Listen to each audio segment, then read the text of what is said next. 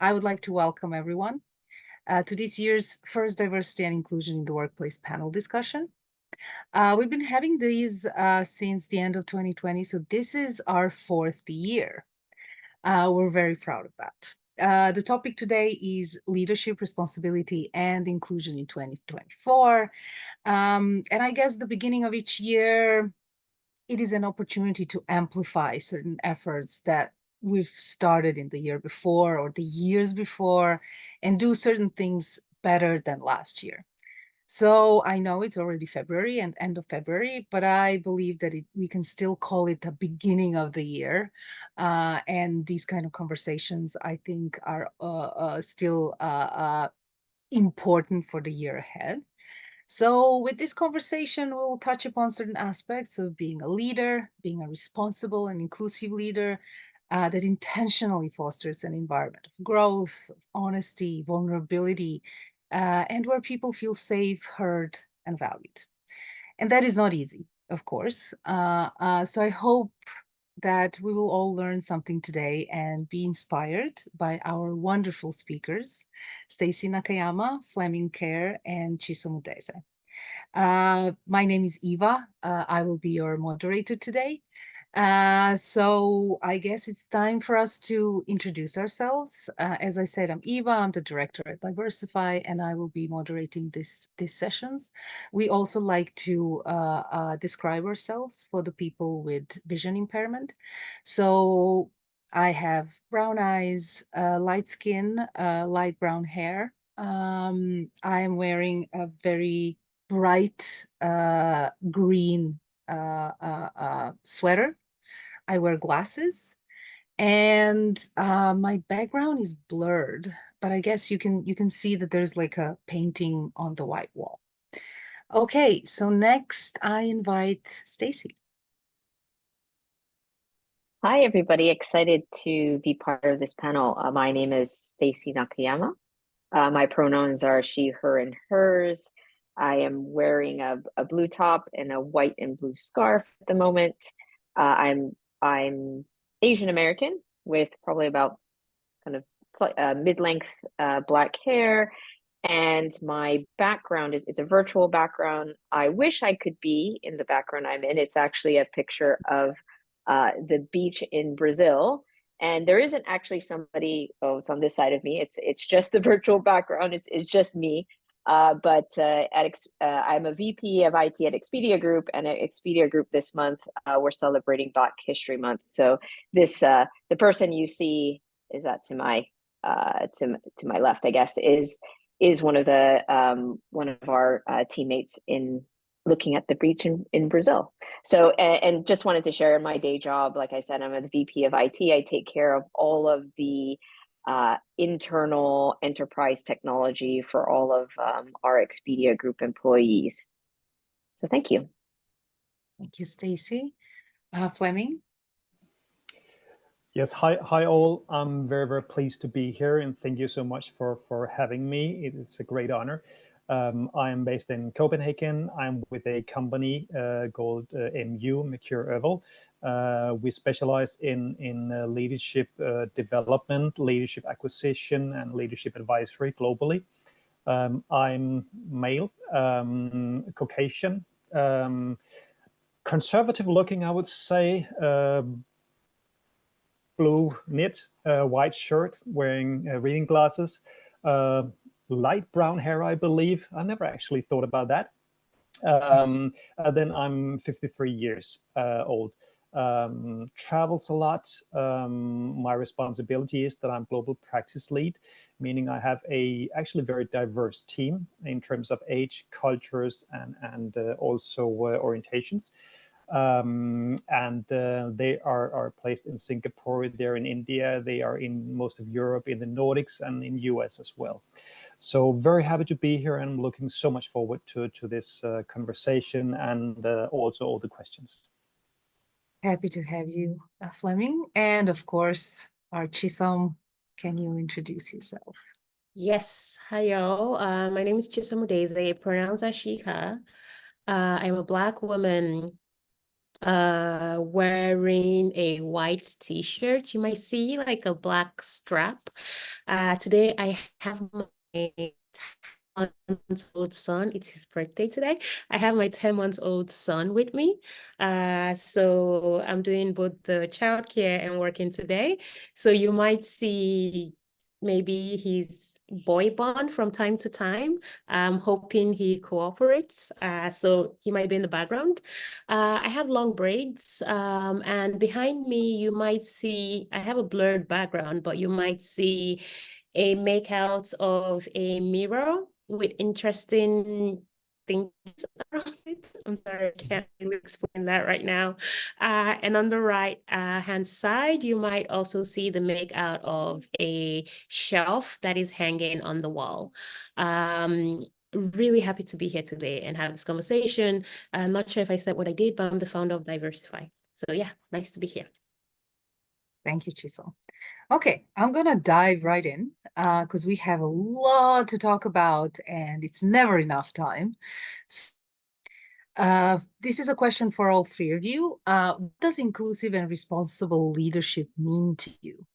And let's start with the only male here, Flemming.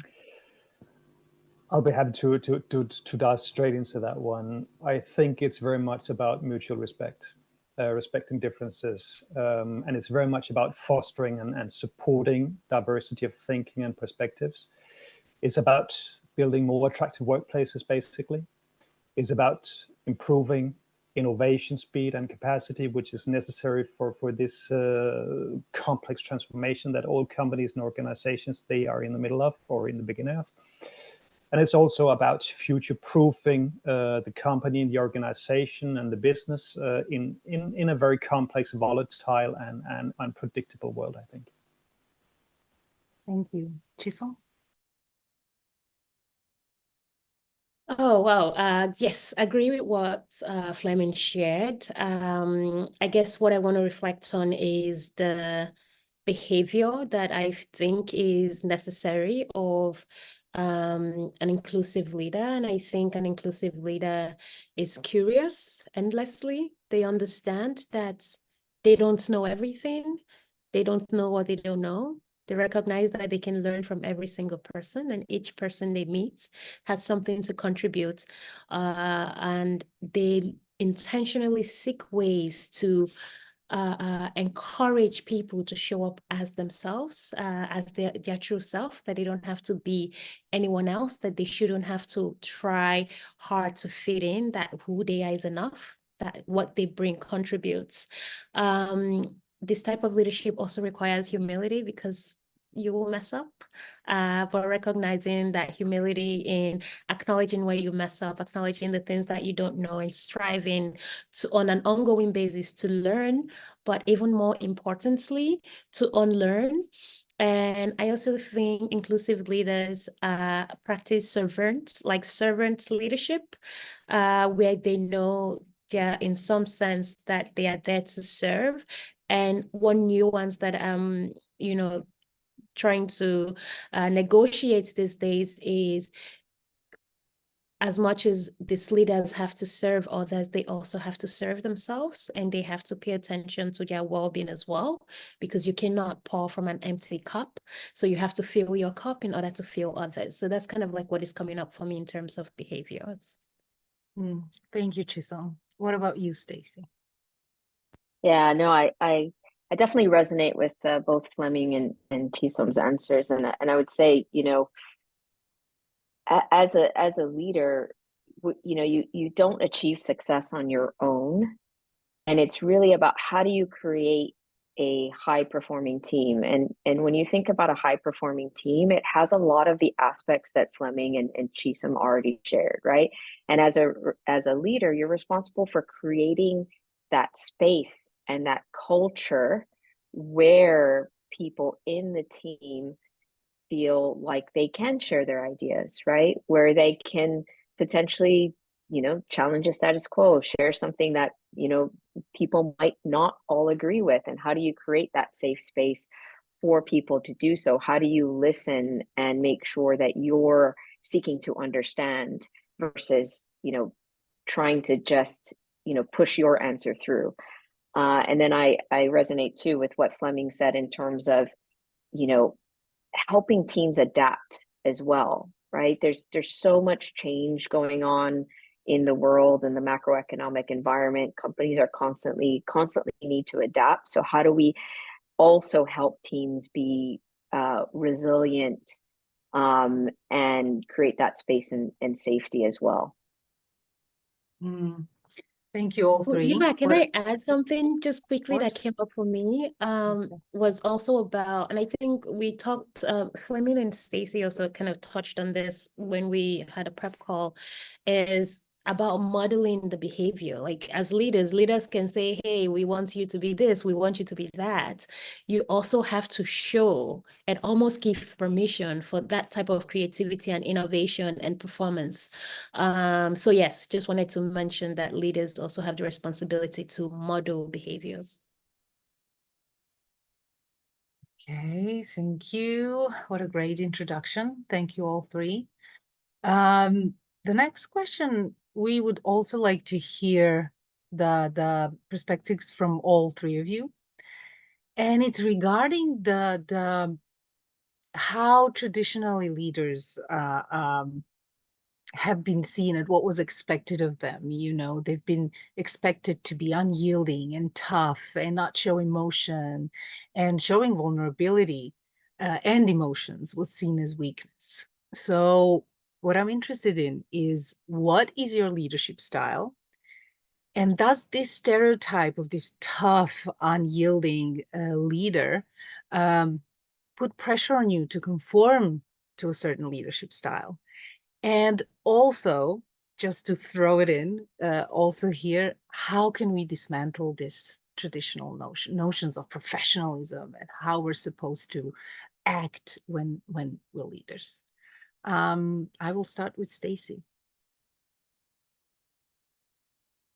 Yeah, so interesting question, and I think when I think about leadership style, I also think about the situation I'm in as well, because certain styles might be more appropriate for certain situations, and so I try and be intentional about the style I am using where possible, because I do think in some cases in a crisis, sometimes you need to gather the people together and maybe be a bit more authoritarian in that case, right? In other cases, you have a hard problem to solve.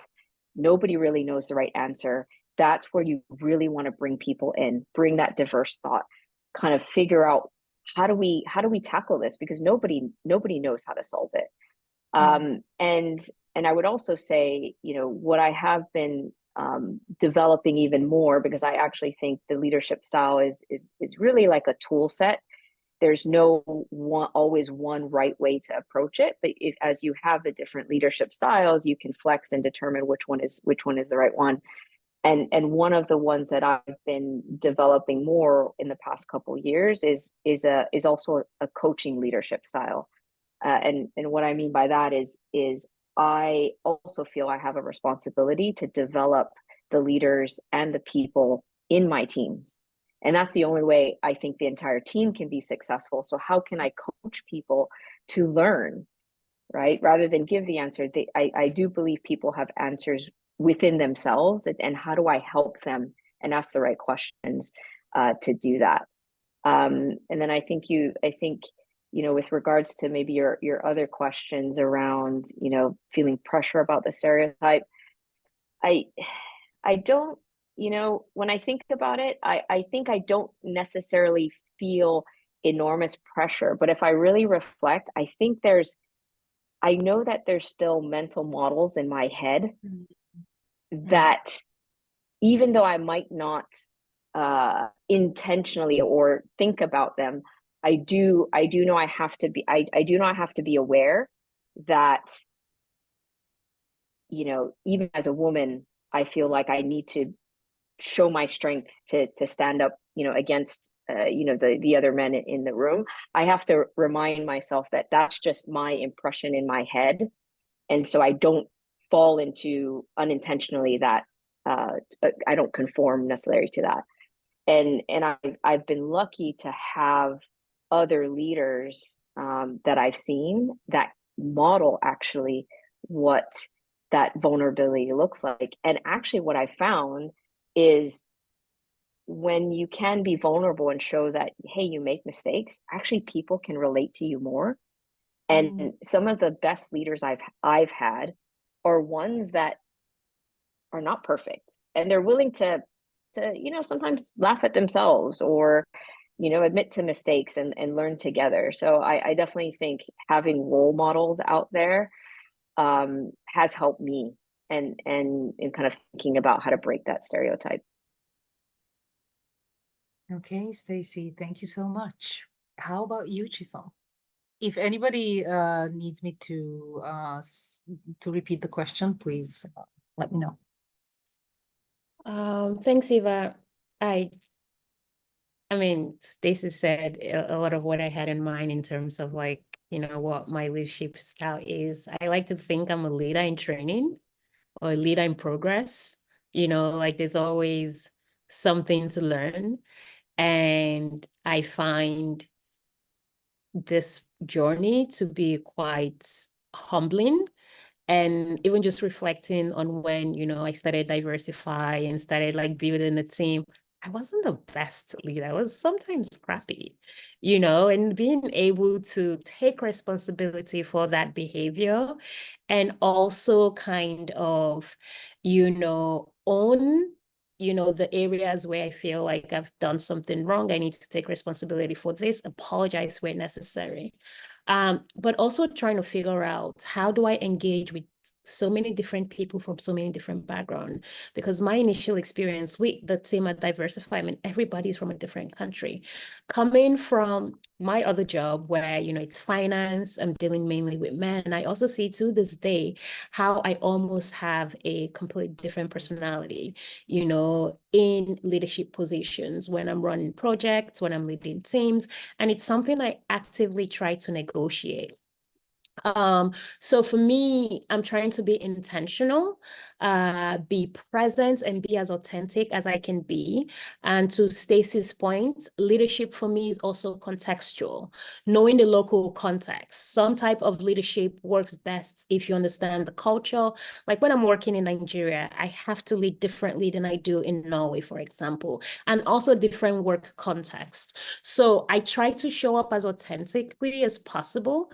And what I'm trying to be, regardless of the situation, regardless of the context, is honest. And I do agree that I saw that the minute I could show up and say, hey, I'm having a really bad day, or I'm not doing well, people were also able to open up and share.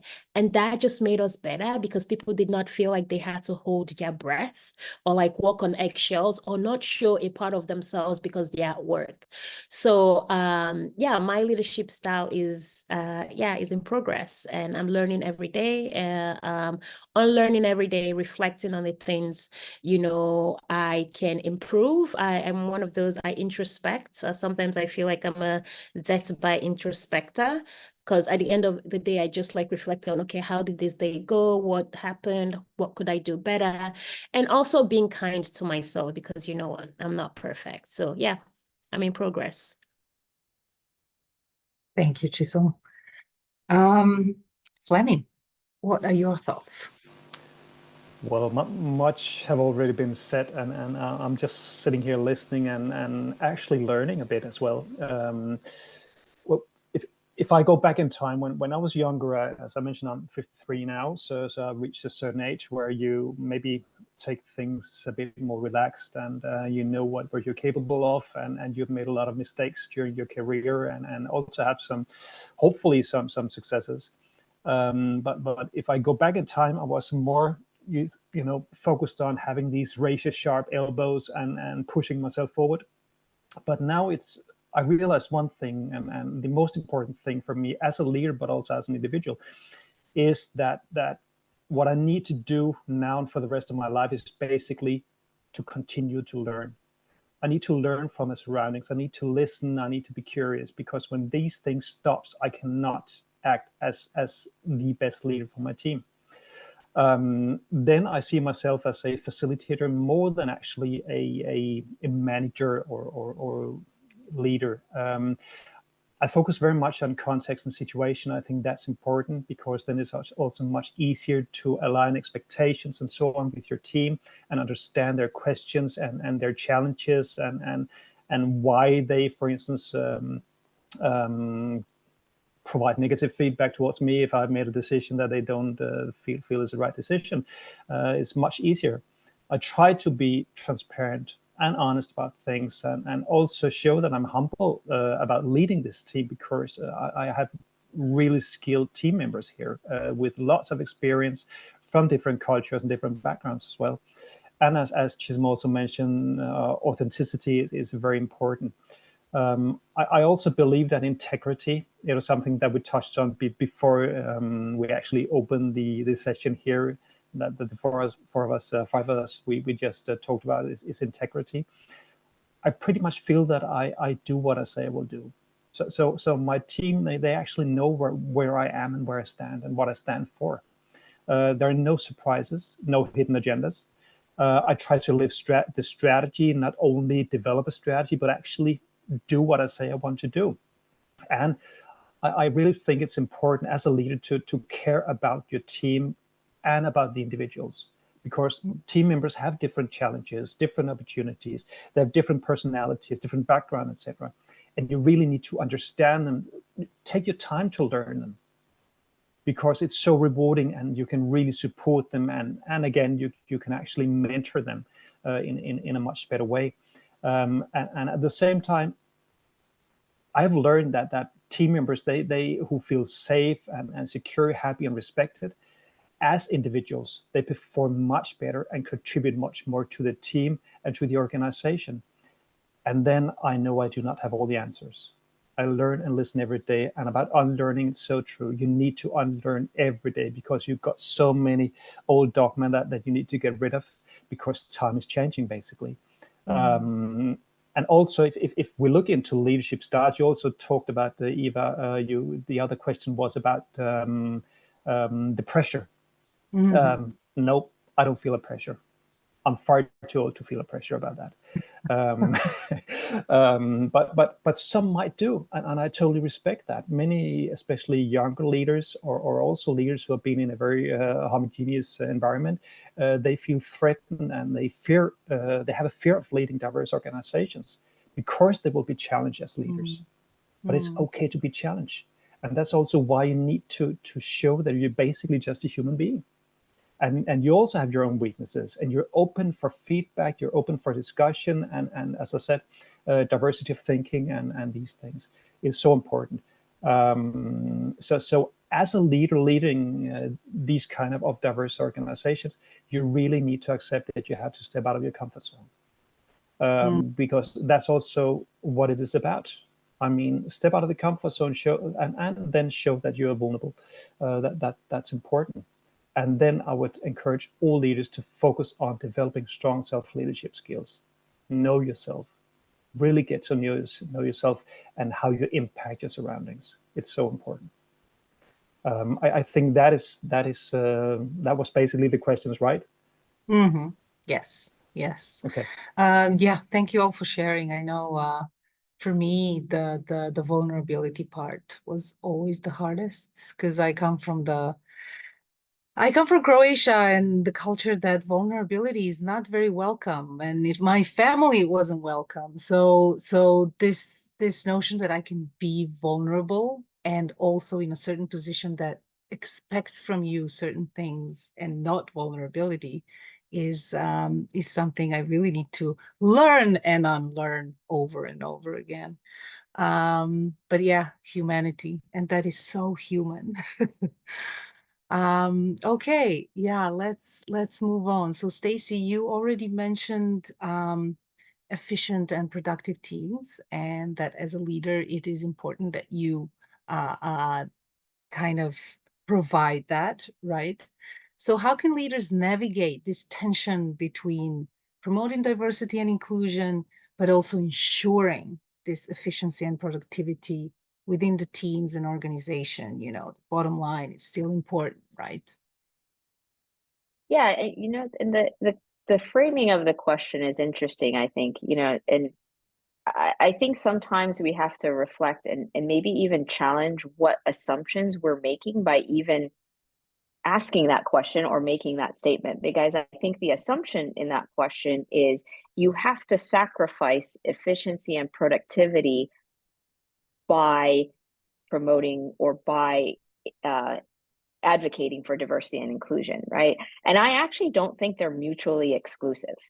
They don't have to be, right? So I also think it's important to kind of potentially check and reframe, check the assumptions we're making and potentially reframe, because what I do know is that companies with more diverse leaders actually outperform others in similar kind of in similar areas, right? And we know that diversity can generate different ideas, right? And that inclusion and belonging means people are more engaged. And when people are more engaged as a team, they're more productive. So actually, I think by making sure that you're encouraging diversity and inclusion, I actually think you get the efficiency and productivity. So I think it's about reframing how we think about the two, and it's not about them being mutually exclusive at all, right? So I think that's the important thing. Sometimes as we're thinking about this, it does take a moment to really check those assumptions and say, is that really true? And actually, there could be a world where you have both. And we're fighting for it, right? Yeah. Okay. I do think, Eva, if I may, I think that I completely agree with Staci, because oftentimes in workplaces, like the pushback with having more diverse employees is, oh, so we have to, because we want to fill this quota, because we want to appear more diverse, we have to, what's the word, give up skills and competence. And that speaks to inherent unconscious biases, that diverse talents are not skilled, and that is absolutely wrong. Diverse talents are just as skilled.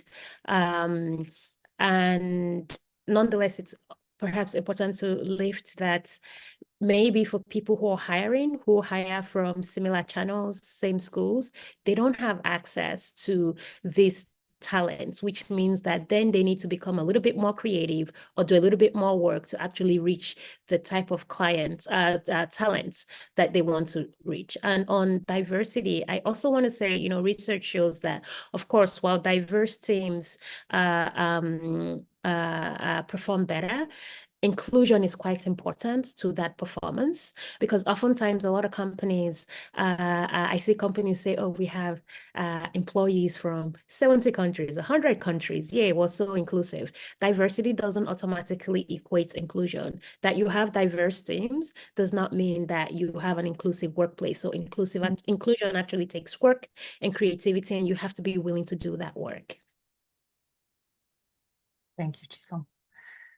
Okay, so Flemming, I want to ask you a question. So from our experience, very often it happens that there are leaders who want to change and progress in diversity and inclusion efforts, and they push for it.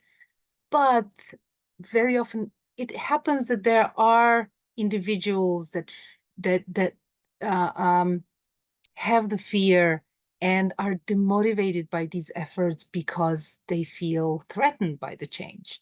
So how do leaders balance that need to push for the change and progress in diversity and inclusion without alienating or demotivating people who might feel threatened by that change?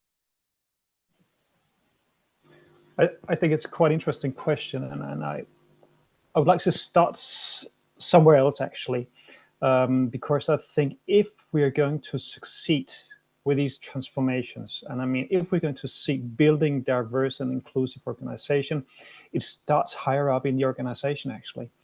It's very much about taking initiatives as an owner, for instance, investor, and aligning with the board. And then again, aligning expectations with the operation, meaning the CXO team and so on. So it starts there. We need to have diversity and inclusiveness built into the leadership framework, because then it is something that you act according to as a top management team, and then you can just have it flourish down the organization. But if we come down to your core question, I would say, first of all, it requires a really close collaboration and mutual understanding between business and HR, because they play a very important role in both parties. There is a need to develop learning programs and modules that specifically, I believe, address strategy, understanding the opportunities and challenge, meaning educate the organization and starting with the leaders. Also the leaders, I mean, they need to be equipped to drive these diverse and inclusive organizations. As I said, it can be a threat. Furthermore, I also believe that there need to, a very good thing to do is also to build an ambassador or mentor corps internally that can foster, support, and guide the cultural change and support the leaders. Because this ambassador corps does not have to be the leaders. It has to be specially assessed individuals who have communication skills, who have the network, who are accepted for what they are, etc., and who can actually be the, you can say, lighthouses around these topics here. It's also important, I believe, really to emphasize and tell the organization and these leaders about not only the why, but also the how. So they really understand what is going on and why we're doing these things, why it's important. It's important that the organization is included in the process, that all leaders are included in the process, and that employees can ask questions and provide feedback, and that leaders also can provide feedbacks, for instance, to top management or the board, whatever. Then I would say it's important that there is a clarity in the communication. Communicate, and be open about it. Because very much things goes wrong because they're not communicated, and decisions are not communicated rightly. So we need to communicate these things and keep talking about it, because when we reach a certain point, when for instance, those of us in this in this event here, that when we're a bit maybe tired of discussing these things and talking about it, then other people just have started to learn and understand, because it's high on our agenda, but I mean, it has to be high on all leaders' agenda. And the only way to do that is to keep communicating these things and educating people. And then also relate all initiatives to what's in it for you, basically. Why should you do it? How can you benefit from it? How can your team benefit from it? That's why you have to do it. Be honest about the challenges, I would say, and also about the benefits. And then I would say be honest about the acceptance of making mistakes. Because I think one thing that can have this negative effect, and you can say that can lead to a roadblock for certain leaders, is basically the fear of making mistakes, the fear of not doing it right, the fear of leading, as we say, diverse organization, etc. We have to remove that fear. Practice an open door approach and open door environment in the entire organization. And then I'll say lead by example and be a mentor to your team, your organization, and it goes straight from the top. It covers the owner, it is the board, it is the CXO team, C-suite team, whatever, and further down the organization. It is so important we go in that direction. And I say, accept there will be setbacks as well. Don't be afraid to make these mistakes. There will be setback in this process. And you will probably also be blamed for something that you didn't do right as a leader. But build resilience into your leadership and into the organization, I'll say. Thank you, Flemming. Thank you, thank you. Okay, so we're going to Chisom. I think you already mentioned diversity of thought, so I guess it's time to unpack that. I mean, diversity of thought is an important aspect of every workplace of the society. Diversity of thought is a fact, and it's quite important. But we also see that diversity of thought is oftentimes used as a justification for homogeneous workplaces. So can you share your thoughts about that? Right. Thanks, Eva. So yes, diversity of thought is quite important. That thing about, trying to encourage the different people in your room or in a room in your team to share their perspective, even if it differs from the norm. And this is brilliant, this is needed. Nonetheless, what we see sometimes in workplaces is that when there are homogeneous teams, so let's say the teams are all men, for example, and then people within the company, say, hey, okay, maybe our leadership team needs to be more diverse. Oftentimes, but we hear is, yeah, but we have diversity of thought, even though we look the same. We come from different backgrounds, we grew up differently, we went to different schools. So in fact, we're quite diverse, and no one is taking that diversity away. But this can be a dangerous way to think, because then it almost is that diversity of thought is a legitimate reason for homogeneity. And that is something that we need to walk away from, because diversity of thought is not a legitimate reason. The reality is that every single person has a diversity of thought. You can put a group of women together and they will have diversity of thoughts. You can put a group of children together, they will have diversity of thought. You get the points. So every single person in a room has diversity of thought. The best way is, how can we leverage the different ways we think to amplify productivity, to amplify business growth? The reality is, if you put a bunch of women together, they don't have the lived experience of a man. If you put a bunch of, say, white folks together, they don't have the lived experience of what it is to be, say, a person of color, right? And in this regard, they might also miss out on potential opportunities because they don't have that lived experience. Now, having somebody in the room who has that lived experience might be able to say, ooh, that market we're targeting, here's something we're not considering. So diversity of thought is absolutely important, but it doesn't take away the necessity of actually having a visibly diverse team within your organization, because they have different lived experience that they can bring to the table that can actually help you grow. I just realized I was muted and started talking. Yeah, I was just thinking, how the just made me think, how in the cars the safety belts were only tested on men. And I'm sure there was a lot of diversity of thought in those teams, right? But there was no woman there to just tell them, hey guys, we have a bit different bodies. So thank you, Chisom. Okay, so we're going to Staci with the question on what strategies can leaders implement to ensure that marginalized voices are not only heard, but also valued and empowered when it comes to decision-making processes. Yeah, no, thanks for the question. I think, when I think about decision making, one thing I think about is, as a leader, is being intentional about what decision making framework that I might be using, because there are times where, as a leader, I need to make the decision and I ask for feedback. There's other times where I want to delegate that decision. So also, I think it's just in general, as a leader, being clear about how you're making the decision is very important to set those expectations outside of everything else.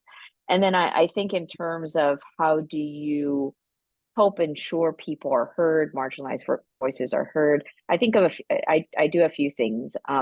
One of them is also making sure that I understand my privilege as a leader. So I try not to be the one that speaks first, because that definitely influences, from a power perspective, what other people may or may not share.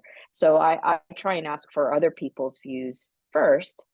And, I also will encourage, people maybe who are a bit more shy, say, hey, what do you think? And invite them to speak. I also recognize that some people might be introverts and they might need time to think. So the other thing, that another strategy that that I've also used is something that I learned recently, which is called it's called red team thinking. And basically it's you have everybody write down their idea separately on a paper, and then they share it. And that way you have everybody thinking separately. You don't necessarily have group think, and you have a way to have everybody kind of share their ideas. So that's another strategy that I've used. And then I think maybe the last one as a leader is, how can I be an ally for others, particularly when I hear, one person share an idea, another person share an idea, and then somehow that the second person's idea gets credit, right? How can I also build upon others' ideas and just acknowledge, hey, somebody said that earlier, let's build upon that. So I think there's a few things that you can do, but a lot of it is about being intentional and thinking how to bring people in that process as you're making those decisions.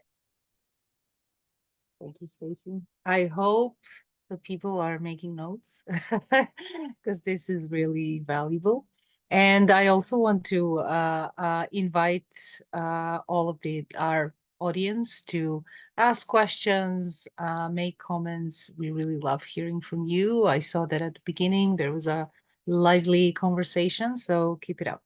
We love hearing from you. Okay, Flemming. We're coming to the quite important one. What do you think? How can leaders effectively address systemic inequalities and biases within their organizational structures, particularly when those biases intersect with various aspects of identity, such as race, gender, sexual orientation, ability, etc.? I do agree. It's a very important question. It's actually also a very tricky question. I think one thing we need to realize, just starting somewhere at least, is that corporate leaders, they may not be able to change the world, but they can certainly change their world, and that means within the company.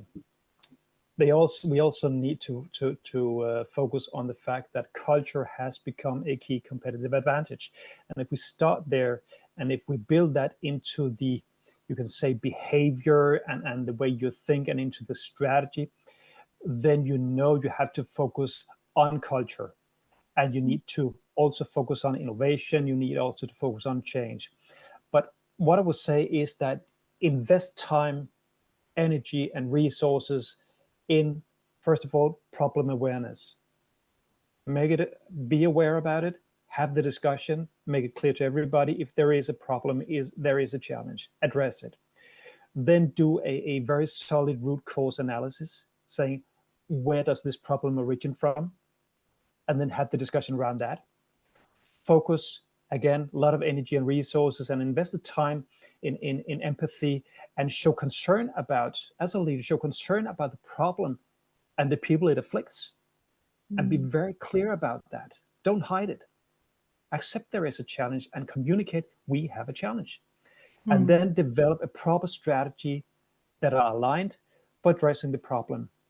Accept also that there might be sacrifices necessary for strategy implementation and to solve these problems, but it's just a way in the transformation process.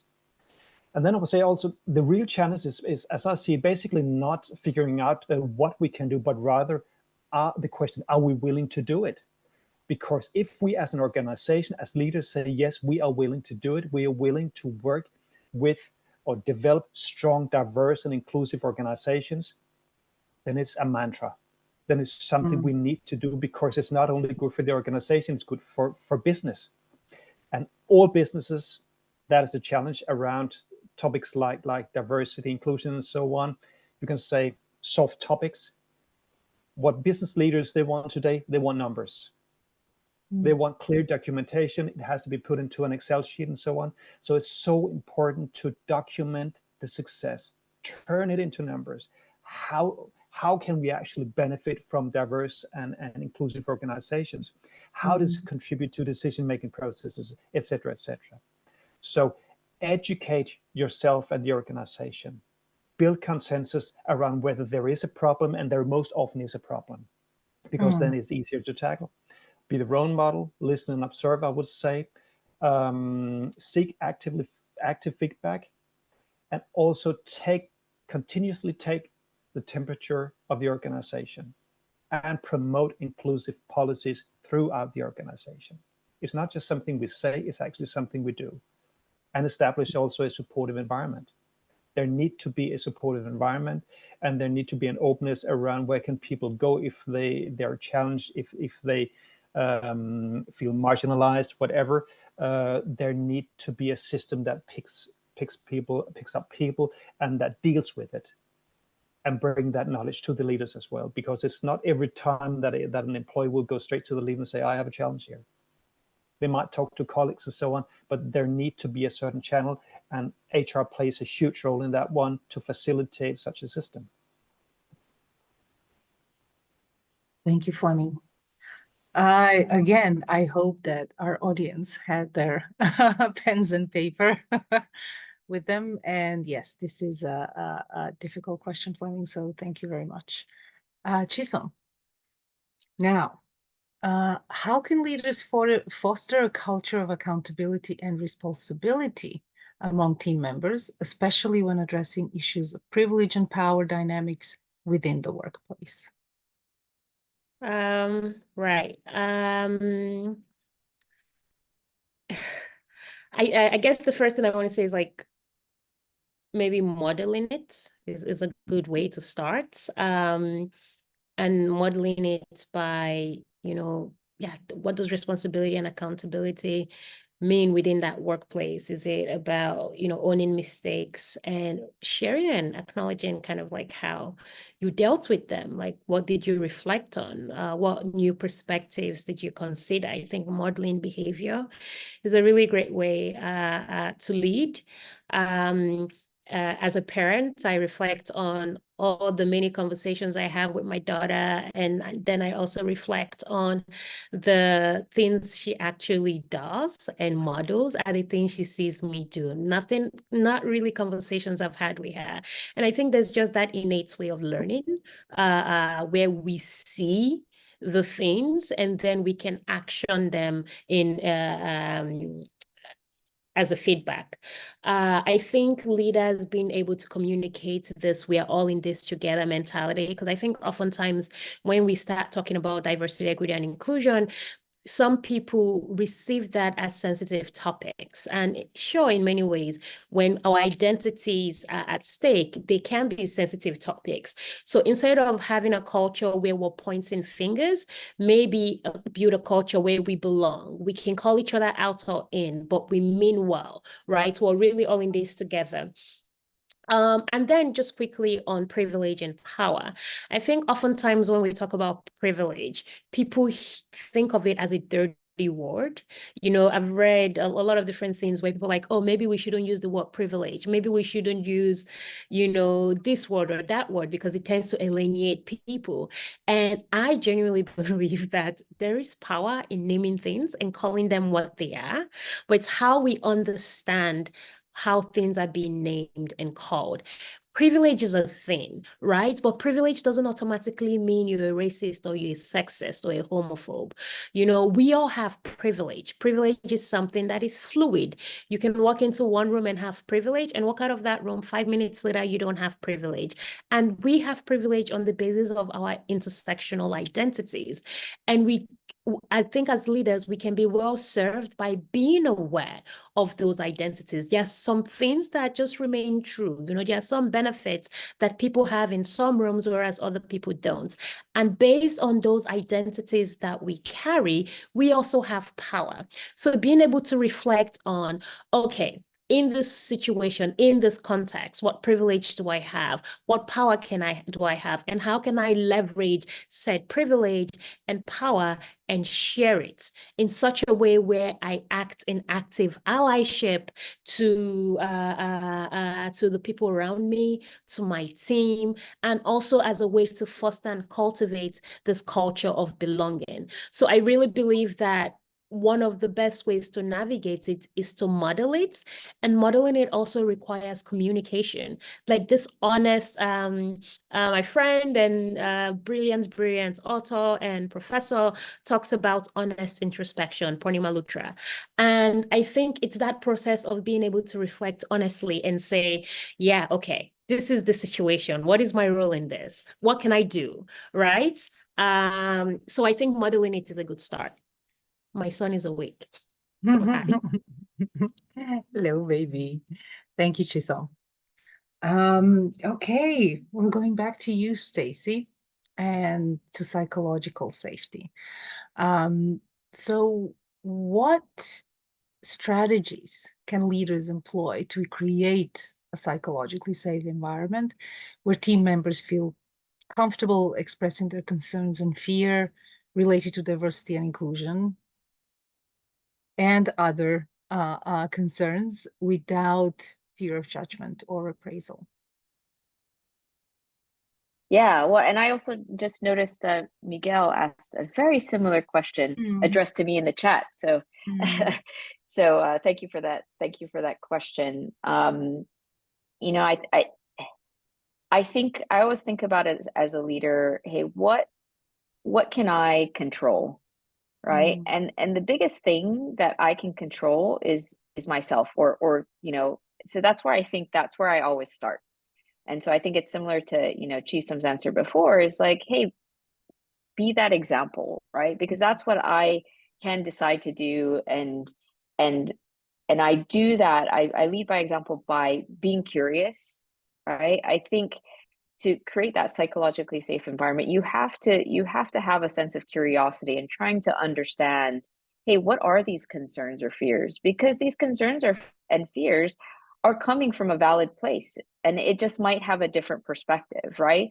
And so I think being curious about you know, where people are coming from, and asking questions, and being intentional about that, because I think that, you know, as a leader, it can be somewhat intimidating, or for somebody to receive questions from a leader, it can be intimidating. So it's about being intentional about, hey, you want to learn more, you want to understand kind of what is behind, you know, what is the reasoning behind the thoughts, what are you know, how do they see things, right? And you know, also setting expectations that, you know, people's thoughts should be welcomed, and you know, I always tell people, hey, I'm always open, you know, and expect feedback, and I ask for feedback too, because I'm not perfect. I don't always get things right, and so when people give me feedback, I can then reflect and adjust and improve, right? Because I think we're all trying to, you know, I'm trying to always improve myself, get better. There's always new things to learn. I think we're, you know, as leaders, and especially in a dynamic environment, there's it's impossible to know everything, right? And the fact that we do have people with different points of view is, how do you understand that, and how do you bring that to the table, and how do you use and leverage all of those ideas? Because I think together they can create even better ideas, right? So I think the first and foremost, it really is just starting with myself, leading by example, listening, being curious, and asking questions. And once you model that, I think it makes it safer for others in the team to do the same thing. Absolutely. Thank you, Staci. Flemming, in what ways can leaders leverage their positions of power and influence to advocate for structural changes, or back to structural changes, both within their organization, but also in broader societal context, to address systemic barriers to inclusion and equity? I think there are actually a lot of things going on in society today regarding for instance, sustainability, circularity, et cetera, regenerative business models and so on, that supports leaders in turning their organization into diverse and inclusive organizations. But just one step back to Staci, what you mentioned, I just remember a quote from, I believe it was Socrates, who said that the more you know, the more you realize you know nothing. And that is actually a quite good mantra as a leader to lead through or lead from. I would also say be a lighthouse and a role model is a must, basically, as a leader. If you cannot be that, you have a challenge regarding your self-leadership skills. But if we look at this element around committing to a corporate sustainability mindset, that could actually be the starting point, because as a leader, if a company is going to transform, they're going to deliver on ESG, they're going to deliver according to all these CSRD and CSDDD, whatever directives and regulations, they also need to deliver on sustainability at broader terms, meaning they need to deliver on people, profit, and planet, the triple bottom line. And there you have it, the people part. The people part is very much about work-life balance. It's about diversity, inclusion within the organization. It's also about people in the supply chain, but it's also about how you navigate in the ecosystem. So there you actually have a quite good tool set to start from, and toolbox to start from. And you have a framework to start from. Because this triple bottom line approach will be, or are maybe in many companies already implemented in the core business strategy. So now you just need to emphasize the importance of working with each single element in that strategy. And you need to set some clear goals. And then you develop a strategy and a roadmap, for instance, also for the people part and how you navigate there. There are also some quite clear demands in terms of ESG, the social part there, on how, for instance, HR department, they need to implement the S part in the company, also in combination with governance, for instance. So that is a pretty good starting point. So you don't need to find additional arguments to do it. If you want to turn your business in another direction, if you want to transform the business and the operation and the organization and want to be successful in the next 5 or 10 years as a business in the industry, you simply need to do these things. And you actually have the toolbox there. Just try to look into the sustainability, the SDGs, for instance, from United Nations, the Sustainability Development Goals. It is there, and you can actually start there, because then you can monitor and you can measure, and you get it turned into numbers as well. And that is a very good way to start these things. So I say, don't just say it, do it, and prove it via data that it works. Absolutely. Data is really important. Chisom, how can leaders confront and challenge the fear of losing power or control that may arise among those who benefit from the status quo, while also fostering a sense of belonging and inclusion for all members of the organization? Right.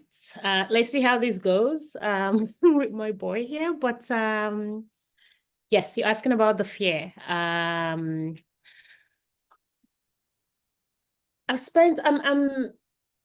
in this process of reflecting on fear, what they are, why we have them.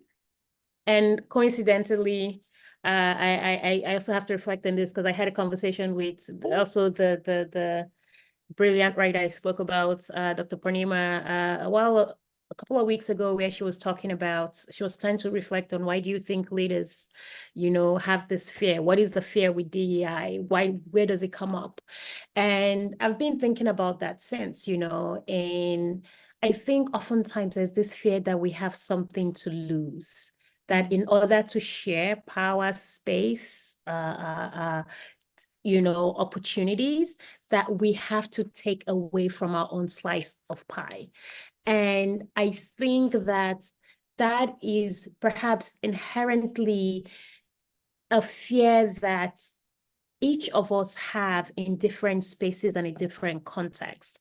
And there's something quite relevant about unpacking and articulating that fear, right? Because sometimes we have fear, and it's, kind of like dancing around in our heads. We've not really articulated, what am I afraid of? Because when we're able to articulate it, we might realize that there's nothing to fear in the first place, right?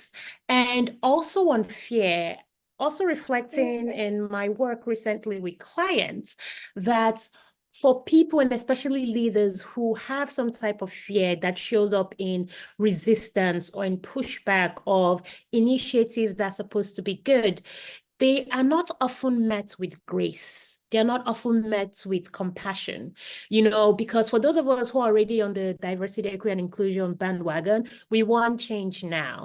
And we should have change now, realistically. But in order to bring leaders along, sometimes it's also important to even ask, what are you afraid of? Like, what am I saying? And what are you hearing? Because I've been in situations where I'm talking to a leader, saying what, kind of like translating what the company or the people they're leading are saying, and they're pushing back because they're hearing something else. Maybe it's based on their contextual experience, where every time they've heard something like that, they felt responsible for everything that's wrong with the world. And also reflecting on this also from like a middle-aged white man perspective, who gets a lot of flack for everything, right? So they automatically also go in defense. Like, what are you saying about me? Are you saying that I don't care about diversity and inclusion? Are you saying I'm racist? Are you saying I'm this? Are you saying I'm that? So also having space for that conversation and showing grace is quite important.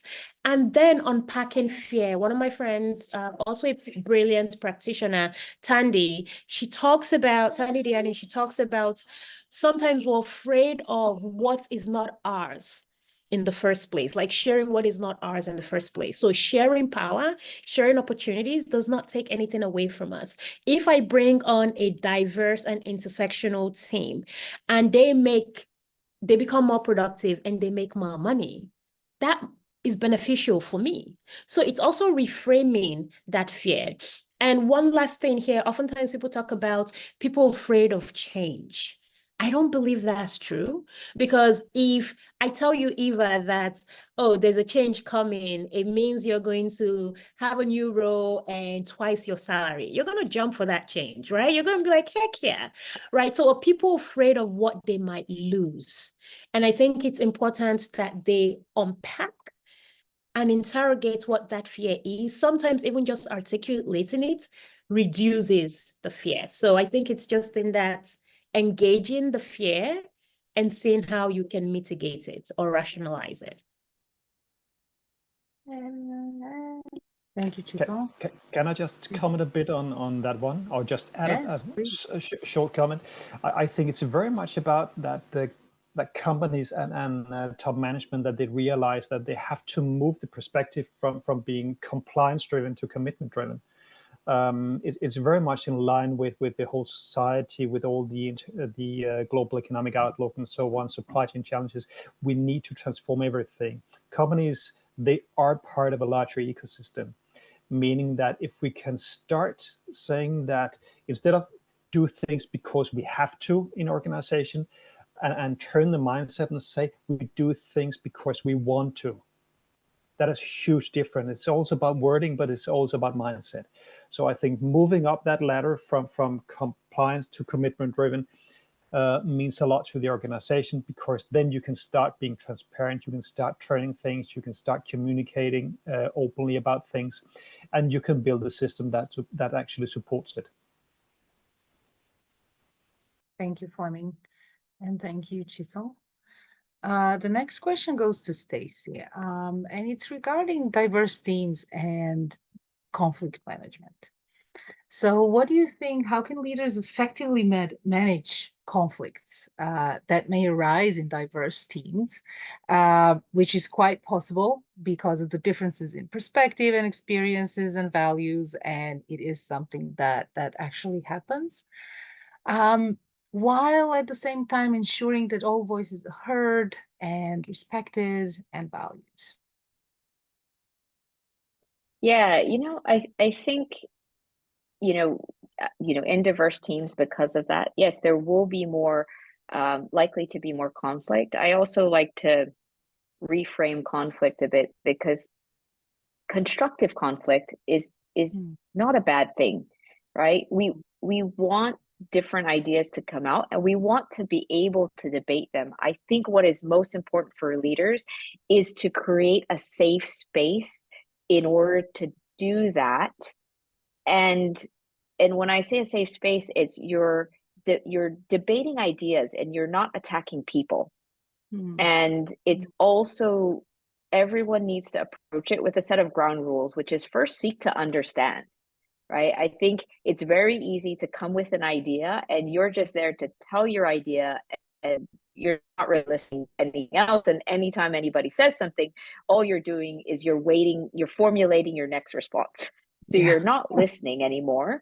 So I think it's about how can you help people and ask more questions first before just trying to think of the rebuttal. And as a leader, you can create some of that space maybe to ask those questions so people can start thinking, actually, what's behind some of those thoughts? How can we kind of unpack kind of what people are thinking, or the reasoning behind that? And how can we think about this idea? How can we build on it, right? And I think setting some of those ground rules up front is important, and particularly when you're thinking about, how to solve a problem, right? That if you can all agree that the ultimate goal is to,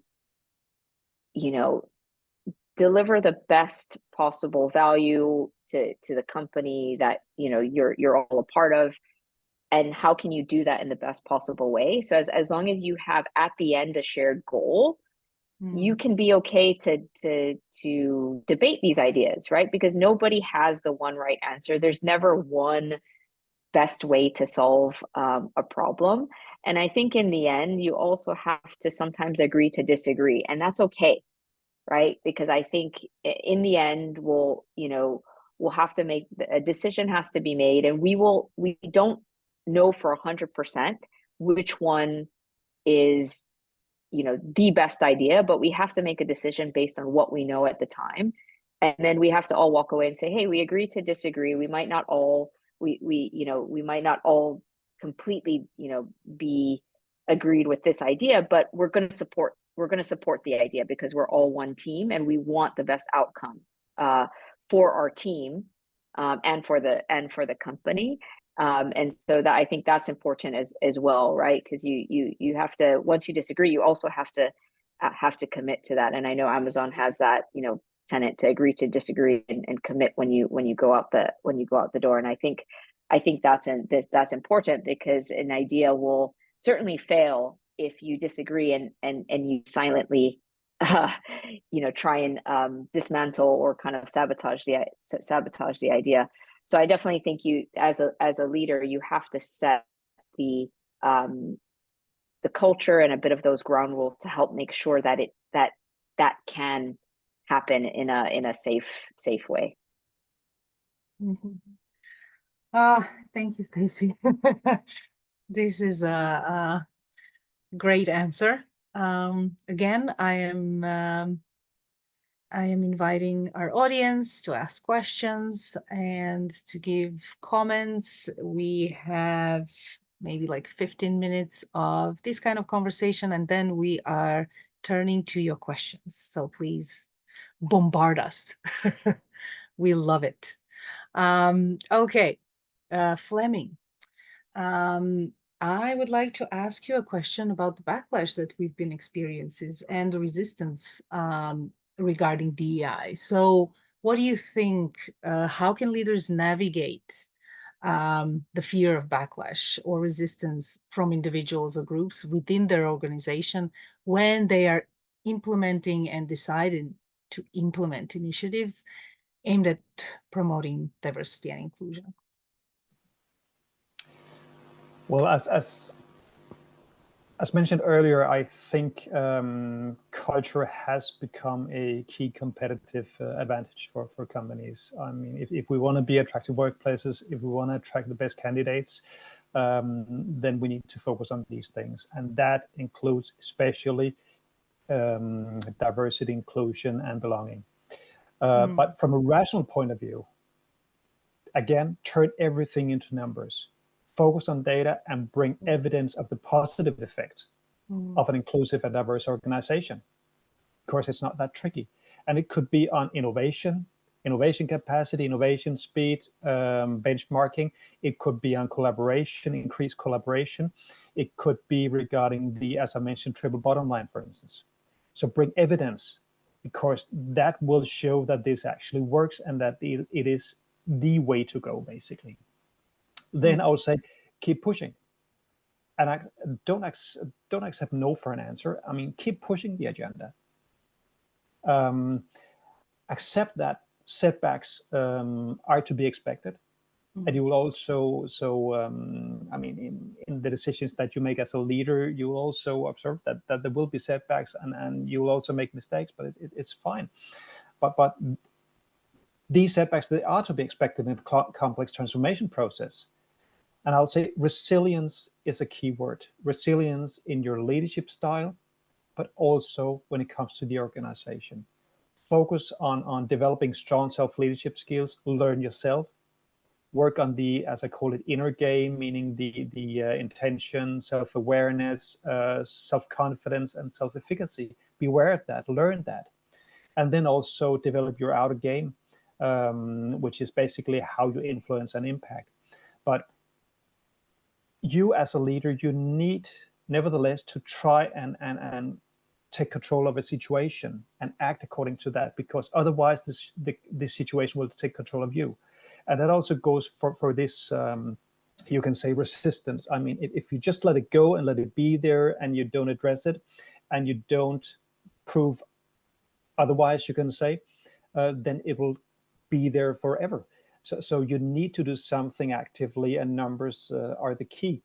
But also, again, I mean, if you want to succeed as a transformational leader in this context now, I believe there are 4 elements that are quite crucial that can actually help you. And that is, for instance, be able to take individual considerations. I mean, attend to each individual's need in the organization, in your team. Exercise idealized influence, as I call it. Meaning that become this role model and stick to the highest standards of ethical behavior. You need to do that. And you need to address everything that is not basically ethical or in line with this transformation process. Then be an inspirational motivator. Be the lighthouse, take the front, run in front, inspire, motivate, and articulate an appealing vision. Because people like that, they can resonate. And then challenge the assumptions. Take a risk and solicit ideas from the organization. Don't be afraid to do that. Thank you, Flemming. Okay, so I see that we have kind of 10 minutes. So quickly, all of you. Eva, just quickly, if I may, sorry. Oh, sorry, I see your hand. Sorry, I didn't see it. I just reflecting on what Flemming said, completely agree. I think the other side of that coin is that because of pushback, people don't act, right? People anticipate that, oh, maybe there might be pushback, or maybe, oh, this topic is too sensitive, so let's not do anything for now.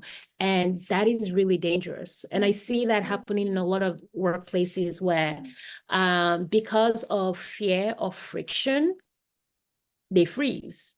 And so it's basically taking what Flemming had said and just reflecting on the fact that action absolutely matters. I mean, whether you do, whether you don't, it tells us something, right? But of course, engage and try to figure out, how can I bring people along? Right? How can I get buy-in from everyone within the organization? So just really wanting to lift here that being too afraid of potential friction and not acting is quite damaging.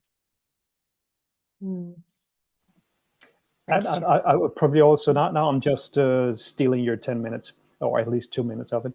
I think one initiative that I see have been quite successful around in different companies is basically to work inclusion, diversity aspects and learnings into the entire employee lifecycle model, meaning from attraction messages to the hiring process, avoiding shortcutting, stereotyping, subjectivity, then further on specific modules in the onboarding process, so that newcomers to the company, that they will not only learn about structures and processes and tools and products, but also learn how do we work with inclusion and diversity, for instance. How do we work with sustainability and all these things?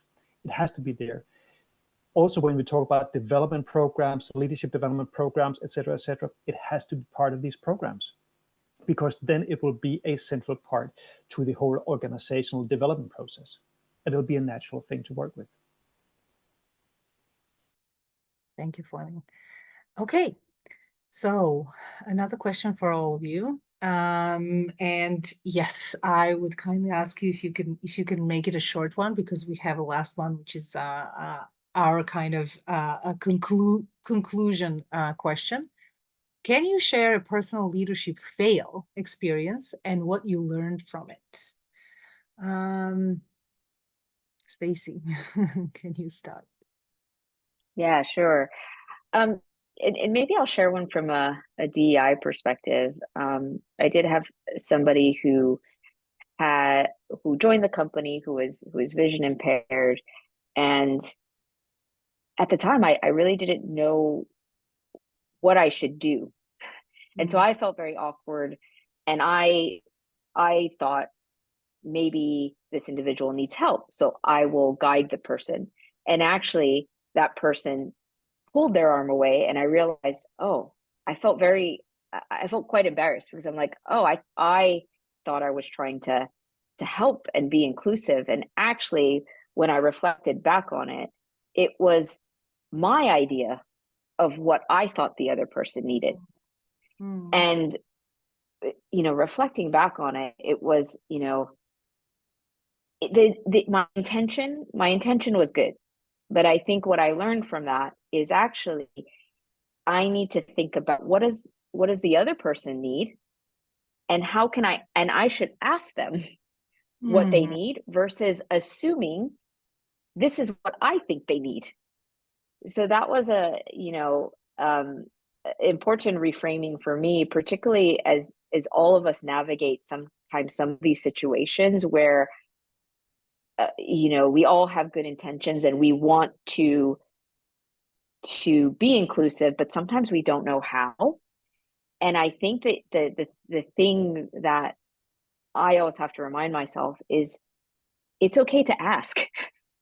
And there's no harm in asking, in terms of, hey, is there something that I can do to support you? And it's okay, and they might say, no, I'm all good. And that's okay too. But at least, I'm not assuming, and I'm giving the other person a choice as well. So I definitely learned a lot from that, kind of that experience.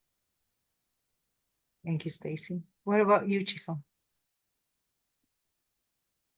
I was just quickly reflecting on Staci's point. Just how many times have I done that? I continue to do it, like now these days I'm able to catch myself quicker, but it's like I put my foot in it all the time. What is coming up for me is in my early days of leading a diverse team, we're on a time crunch, and there were things that needed to be delivered, and it wasn't being done the way I thought it should be done. I mean, it wasn't being done how it should be done, and then not how I thought it should be done. And I got frustrated, and I just took over the project and did it myself. It was delivered, and then I saw that for a couple of projects after that, I just took over and did it. And I didn't give them that space to make mistakes. My behavior and my actions started to make them doubt themselves and their capacity to actually do the work. And because I did not have a conversation after that initial thing where you were on the time crunch, I was stressed, and maybe I was a bit, brash. that conversation never happened. So that reassurance that, hey, this was a situation, I needed to act. And then for them, they also felt like they couldn't come to me to ask, hey, I would like to try, let me make a mistake, and I think that caused some friction until I was able to own my role in that situation, have a conversation, and in some sense, like back off and trust them to make mistakes and get the work done. So I think while in some regard, we had something to deliver, not following up afterwards, and then creating additional friction in a relationship for a few months, I think I could have handled a lot better than I did. Now I would not make the same mistake again, but at the time I absolutely did. So that's a leadership fail. Thank you, Chisom. Flemming? I think the biggest challenge I had back in time was that I wasn't very good at listening. I wasn't patient. So when I got an idea, I thought that I had all the answers, basically. And I looked at things from a very linear perspective, saying we are moving from point A to point B in a direct line. But it's not how organizations and people work. It's not the optimal way of working. You need to be inspired. You need to get these inputs, and you need to realize that you don't have all the answers. And that was the biggest mistake I think I made for years. And then as I got older, then I realized that I don't have all these answers. I need to be patient. I need to lift the foot from the throttle, basically, and also bring other people on the journey and make them aware of what's going on and listen to what they're saying and trying to understand, and not only listening, but also saying, I'm actually acting on what you're saying, because you bring so much value. And the solutions, they turned out much better when I started to do that. And that is probably, was my biggest challenge, I believe. I was so much focused that I had all the answers myself, and I was just keen to move from step A, or point A to point B, that I didn't bring people on the journey, and I didn't listen. I thought I had the answers myself, and that was a huge mistake, and I learned from that one. Thank you all three for sharing so openly and honestly. I'm sure that many others have been in these situations, but many have also now learned from also your experience. I guess this part of the conversation is coming to an end. But before we kind of wrap up, can you share your top tips on inclusive and responsible leadership? And let's start with Chisom. Let me see, Chisom, can you? Yes. Yes. So I think in some sense, kind of like rounding based on what has been said today by Flemming, Staci, and myself, my easy go-to for anything are just like a set of behavior. So things like listen to understand, not to respond, right? What Flemming lifted in his experience. You don't know what you don't know. Leadership requires humility. And proximity is not the same thing as lived experience. You can learn from anybody you find, or anyone on the streets or at your workplace. I think leadership requires just this ongoing curiosity. So be curious. And try to think what else is coming up for me. I think it's important to recognize that we are not the norm. Because oftentimes we think of ourselves, our situations, our ways of thinking, our solutions as the right way of doing things. And it doesn't mean that it's not the right way, but it means that it's not the only right way of getting things done. So there's such blessing, so to say, from learning from others, allowing people to shine, having people bring in their ideas and acting on those said ideas. So yeah, I think being a leader is just recognizing that you will mess up, but being committed to the work, being committed to the learning, and being committed to the unlearning.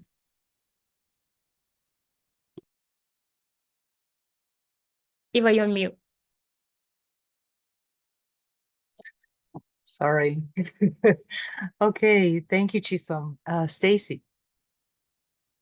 Yeah, no, I think everything Chisom said resonated with me. So, you know, it's definitely that be curious.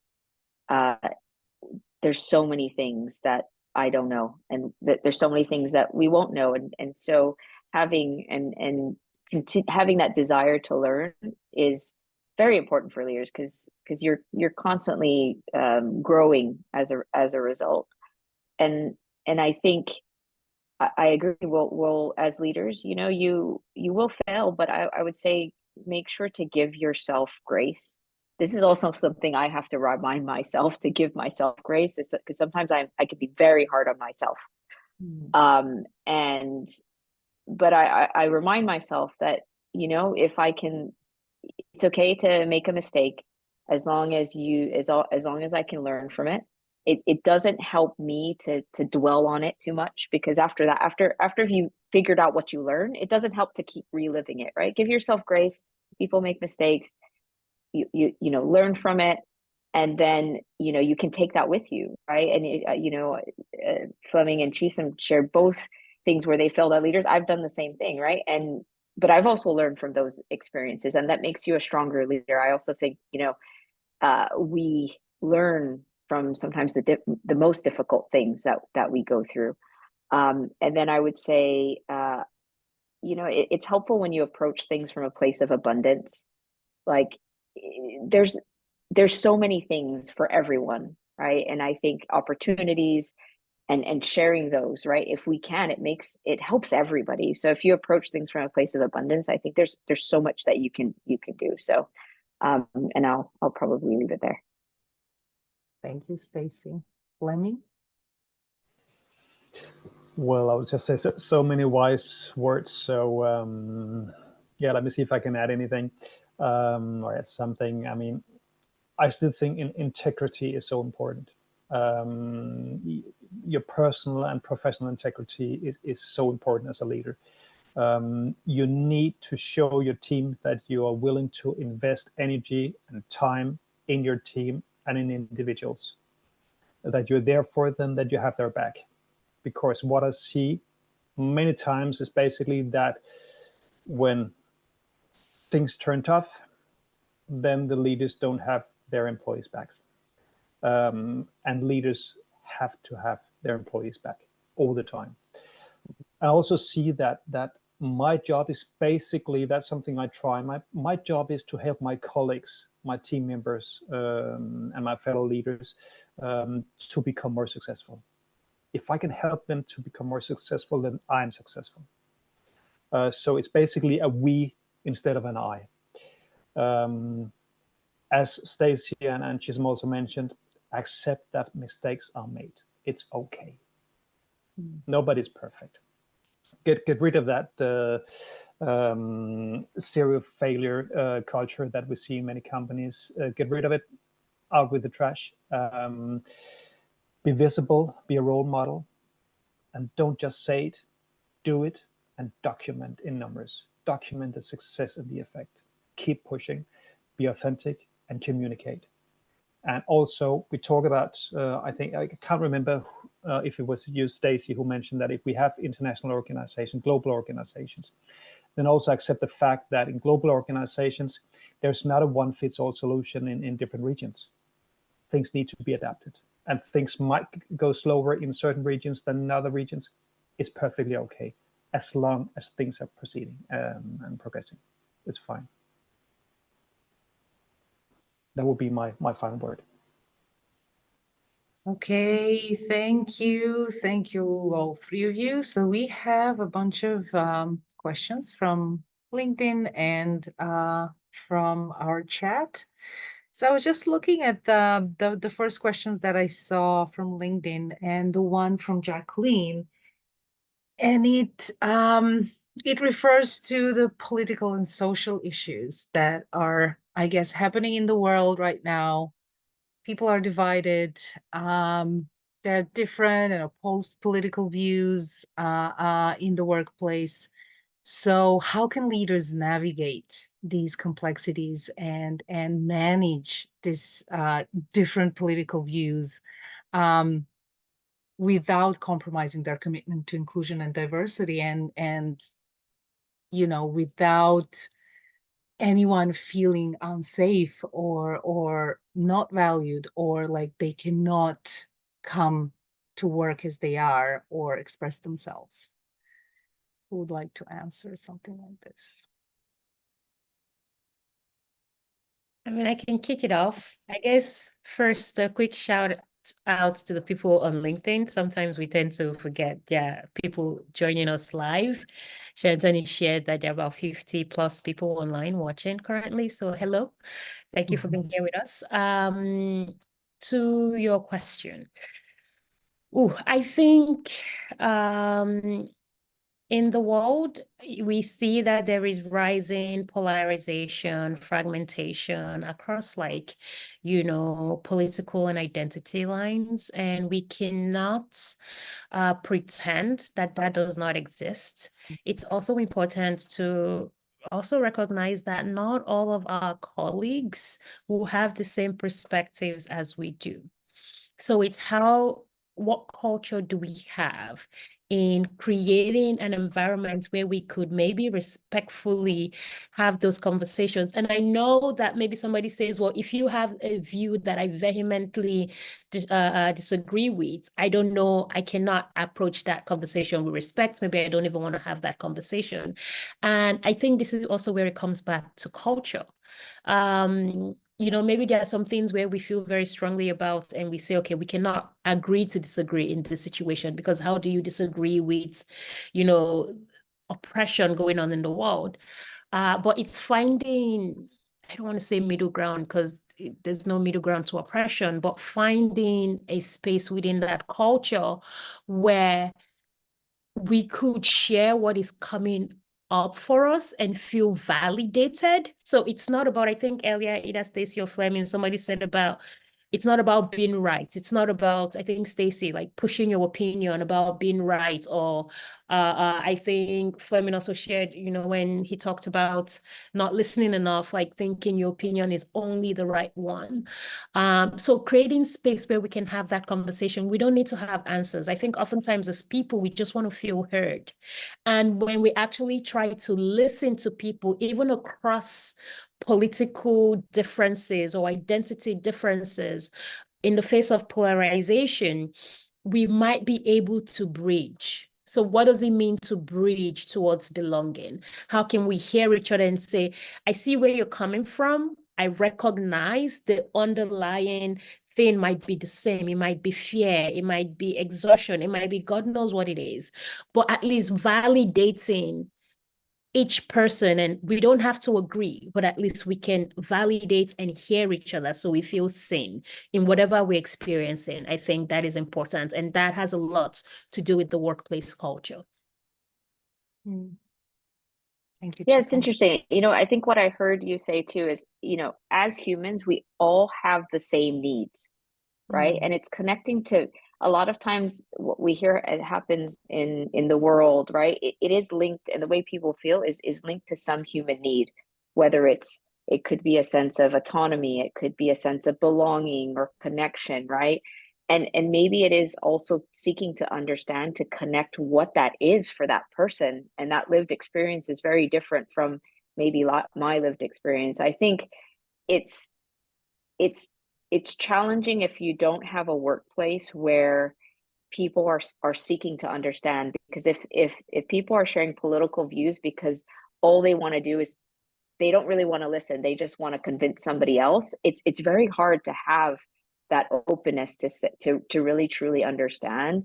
So I think that's, how can we all as leaders kind of help to, like you said, Chisom, bridge and just help to seek to understand what are those basic needs that are underlying, all of those kind of really strong views that people have, and just trying to understand maybe what those are. And I know it's a difficult one, right? Because people get very passionate, and when you get very passionate, you almost stop trying to hear what it might be going on underneath.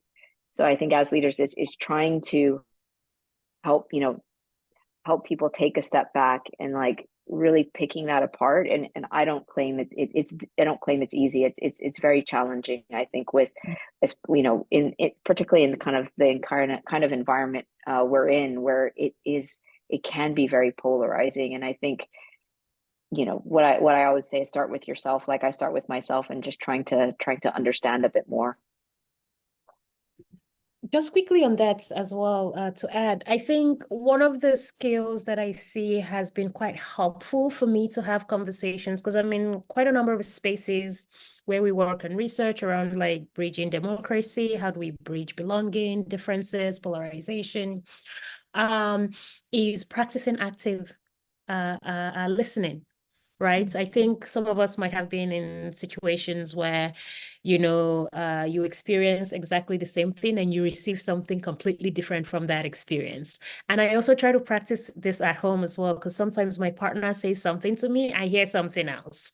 And initially I would get mad, like, oh, this is what you're saying. And you're telling me that is not what I'm saying. So what I also try to do is repeat what I think I'm hearing. So this is the listen to understand, not listen to respond. I think as people, we are preconditioned or pre-programmed to want to give answers. So we're hearing, I'm listening to Staci speak, and I'm just like, oh, I should say that. Oh, I should say that. And I'm not really listening to hear Staci and what she really means versus what I think I'm hearing. So active listening goes a long way. Being able to repeat, Staci, this is what I heard. Is this what you're saying?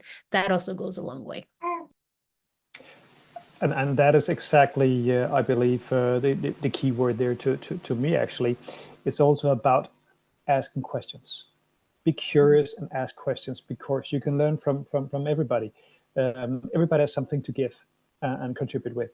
So I mean, we're basically a global community. We're a global race. We interact. We do business together, we travel, we meet people from other cultures, other regions, different sexual orientation, whatever, and we interact. And an important thing about interacting is exactly listen, understand, communicate, and ask questions, and be curious. And if we can build these values into organizations as well, then we can start something, then we can start transforming. But first of all, we need to use these two on the side of the head instead of only using our mouth. Thank you all. Okay, so the next question is also from LinkedIn. What do you think about mentoring aspirational leaders versus sponsoring them? Is this something you practice within your teams? So mentoring versus sponsoring. I can kick off again. I think mentoring is important. We can't overstate the value of mentorship. And at the same time, I also want to acknowledge that especially people with, underrepresented identities, they are over-mentored and under-sponsored. So what that means is, of course, let me mentor you, let me tell you, let me support you, but they are not really placed in positions where they can shine. They are not given opportunities to lead a project. They are not brought into the company in roles where, they can ascend, they can advance. So I think there needs to be a balance between mentoring and sponsoring. So I guess for me, I'm more, again, it's very much contextual, but in terms of, since we're talking about leadership, I think there should be a lot more sponsorship than mentorship if we have to choose, of course, but both are equally relevant because, for aspiring leaders, they could learn so much from mentorship, from, having a leader take them under their wing and kind of showing them the ropes. And for people who, have that capacity, they've learned they need opportunities. And in order to tap into those opportunities, they need sponsorship. So that's my take. Thank you, Chisom. Does anybody have anything to add? Okay, so we can move on. This is a question from Maxi for everyone. How can leaders actively challenge and dismantle the boys' club mentality that often pervades leadership circles, particularly in traditionally male-dominated industries? So, what do we do about the boys' clubs? Does anyone has anything to contribute to the answer? I can try, but merely from, you can say, from what I'm doing normally in my job. I mean, when we look for potential candidates, let's say it's a board or it's a leadership team, whatever. I think what is so important is that we move away from the old Rolodex approach, where you have certain contacts in your network saying, well, I know this guy, I like him, we do the same stuff, we go in the same circle, navigate in the same circles. This guy will be ideal for the job. Probably not. So we need to avoid, as I briefly mentioned earlier, we need to avoid shortcutting to shortcut the process. We need to analyze what the need is and what we want to obtain, for instance, by promoting a person, an individual, or by hiring a person. Stereotyping is another thing. I mean, we probably think that we know what we are looking for, but do we really?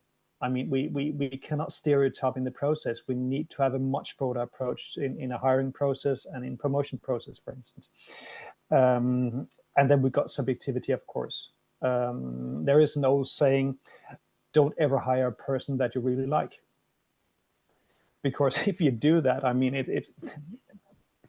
it might be, of course, you should be to some extent like the person, but you should really look beyond that and saying, well, I'm not hiring you, Staci, or you, Chisom, because you look nice or something, or have the right skin color, or wear the right designer glasses, whatever. You should hire the person behind that. You should hire personality, and a mindset, and some capabilities. And that is basically what you should look into. And that could be a way around the topic of old boys club, because if I look at many boards, I can ask myself the question, do they have the right qualifications? I mean, just because they know each other, and I can see that the same board member is probably a board member in maybe 5, 7, 8 different boards. Does that qualify for this specific context and situation and challenge within this company? Most certainly not. So we need to look beyond that. So factful and systemic. Thanks for sharing, Flemming. What came up for me just quickly when you were talking about don't hire somebody you really, really like, I thought about this saying, never meet your idols, you know, like people that you really revere, because you might be disappointed in them. But just to the point about the boys club, what also comes up for me is I think boy clubs also come with this, you know, mentality of like bad behavior being forgiven because I thought it's harmless, you know, like just, you know, boys will be boys or whatever it is. It could be bullying. It's like, but you know, like it's not intentional, whatever it is. And I think that one way to dismantle it is to have proper code of conduct. You know, like what is the behavior that is expected from this workplace?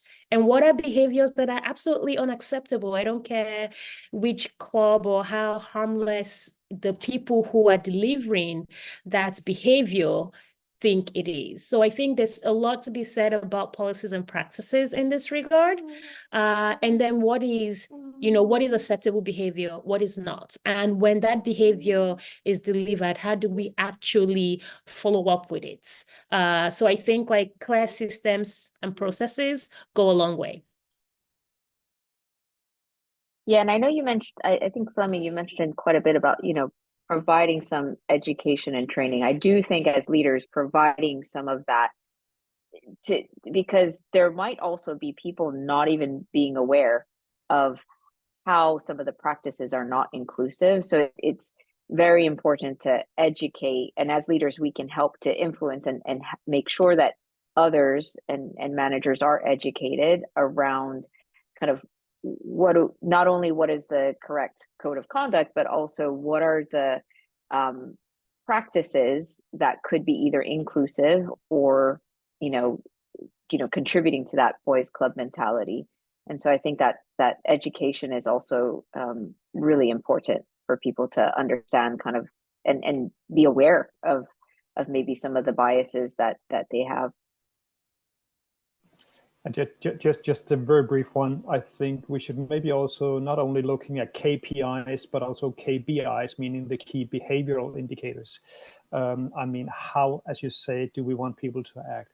And how do we reward if people are doing it in the right way? And how can we build these, not only remuneration, but also reward systems? And maybe it should even be part of a remuneration scheme, whatever. But it's also a way to go, at least.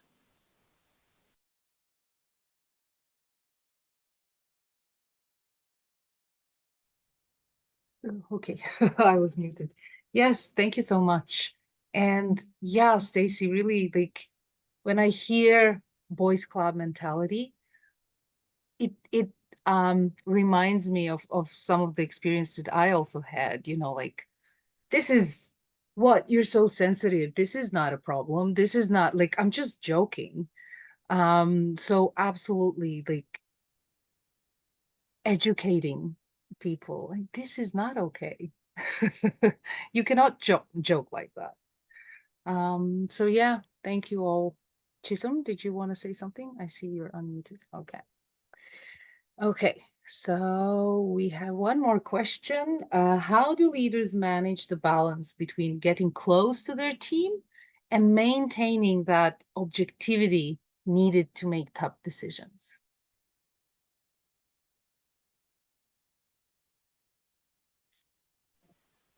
I think I can maybe kick this one off. I think first of all, it's a matter of being very honest and transparent in your leadership style, because in my opinion, and based on my experience, I can easily be very close to my team, one-on-one, also taking care of their needs and challenges and discuss things with them. But they know exactly, because I'm very transparent and because I'm very honest about my role, they know that I, from time to time, will have to make some decisions that they might not like, but it simply is the decision that I need to take. And you can say it's also maybe a question about, as a leader, can you be friend with your team or with your employees? Do you have a friendship level, or do you have a professional level, whatever? I don't have an answer to that.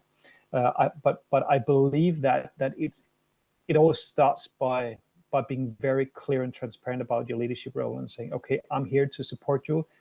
If we focus on aspects like diversity, inclusion, and belonging in this team, and we focus on developing things together, team efforts and so on, then each individual will be an important part of that journey, meaning that each individual need to feel safe, secure, and really belong to the team, and also feeling heard and listened to and respected, of course. And that is not a problem, I think, because if I then have to make a decision regarding budgets or regarding cuts or something like that, they do understand, because I have made that clear from day one. Right. Couldn't agree more, because what was coming up for me was managing expectations. I think, again, the type of relationship one can have with your team really depends on context, and I think can also be quite personal depending on personality.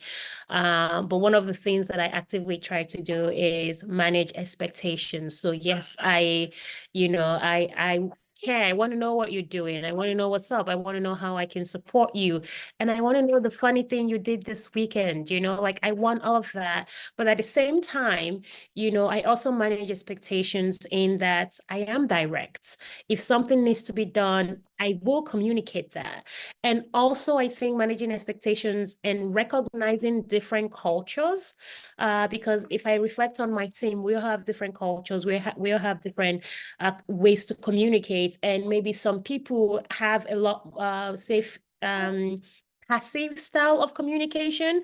How can we say things in the nicest way possible? I often reflect on it with my partner, who's Norwegian. When they're trying to say something, what they would say in 5 sentences, I would say in half a sentence, right? So also reflecting on how does that come off in how we engage. So for me, it's very much about managing expectations and also communicating.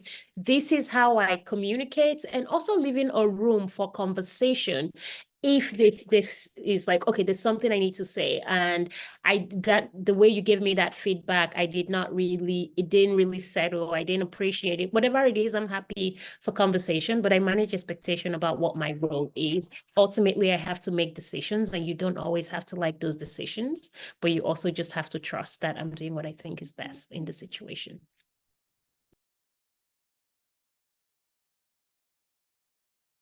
Thank you, Chisom. Does anybody have anything to add? We have one more question. Only maybe just one word. Yes. This about no hidden agendas. I mean, if there was one thing I mentioned in the beginning, I think for me it's very important that when I sit together with my team, I have no hidden agenda.